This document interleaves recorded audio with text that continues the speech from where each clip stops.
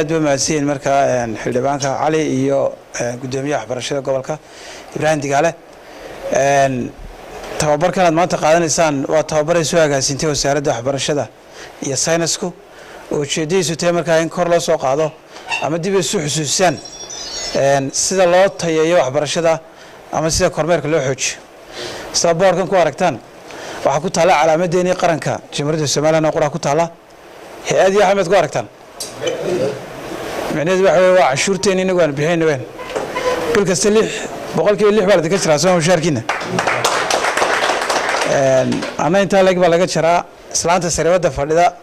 iyo askariga jooga tukaraq mid kasta cashuur bixiya cashuurteena markayna kaga shaqeynaa marka qarankeena tababarkan marka qayb u ka yahay haddaynu sii wadno dadku cashuurta bixiyana waxaynu gaari doonaa dhammaan adeegyadeena inaynu cashuurteena ka qabanno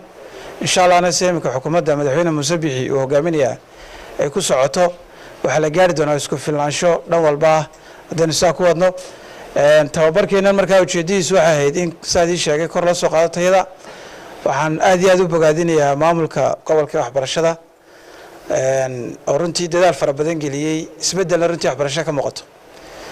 laakiin berdheedo qiimeyn la sameeyay saamika Ibrahim dii sheegay waxa la qiimeeyay awoodda akhris qoraalka ee ardayda fasalka saddexaad ee dugsiga dhexe iyo awoodooda fahanka dhanka xisaabta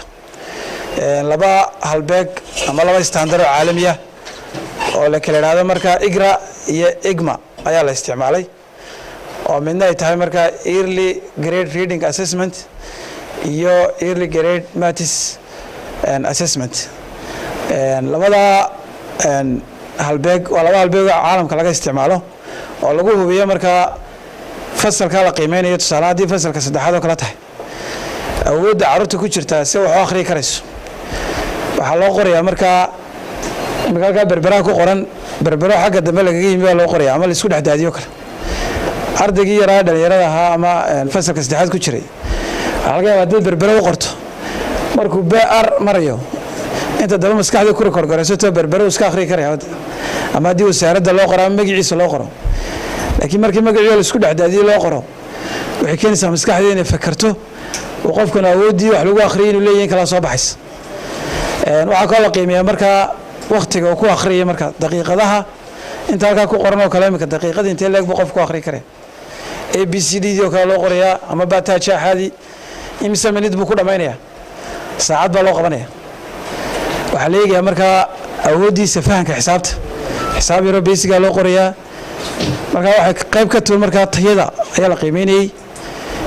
waxaan u baleynaa marka anagoo shirweynihii qaranka waxbarashada looga hambaliyay oo madaxweyne ku-xigeenku joogay